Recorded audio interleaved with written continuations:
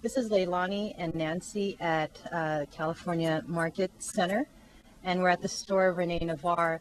And the story that intrigued me is the story about lead in children's clothing. There was supposed to be a mandate passed that was supposed to be enforced February 10, which is a few days away, that would ban lead in children's clothing that is over 600 parts per million, which could be as small as a tiny speck of dust. This would devastate the manufacturers because they would have to ship back thousands of items of clothing if they had even one contaminated item. And so my story would look into the impact of this mandate on not only the manufacturing industry, the retail stores, but also on the impact of lead in the environment.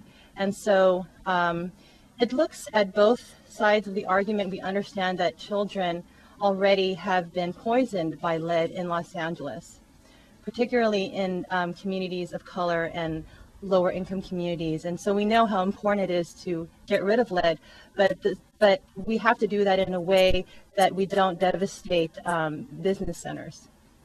Well, as a mother, safety is prominent constantly. So all mothers are so worried about their kids. And when it comes to clothing, if they're very young, they do suck on anything. So parents are really concerned that their children could get poisoned.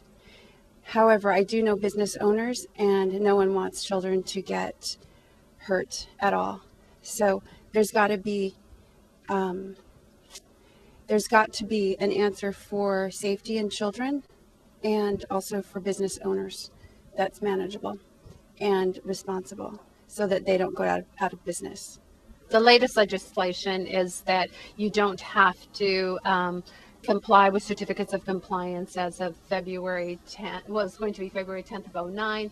Now we're just going to be doing February 10th of 2010. There's going to be some changes made to the law. Right now is very prohibitive too. Fabrics are not showing high contents of lead. We were going to not be able to take the word of the manufacturer that fabric was already okay. We were going to have to test it again in every product that we used it in. The same thing, zippers, buttons. Even if the manufacturer of the zippers told us the zippers did not contain lead, we on our end as a manufacturer would still have to test every single zipper. So, if we use the same zipper on 100 items, that same zipper would have to be tested 100 times. The same thing with buttons and things like that.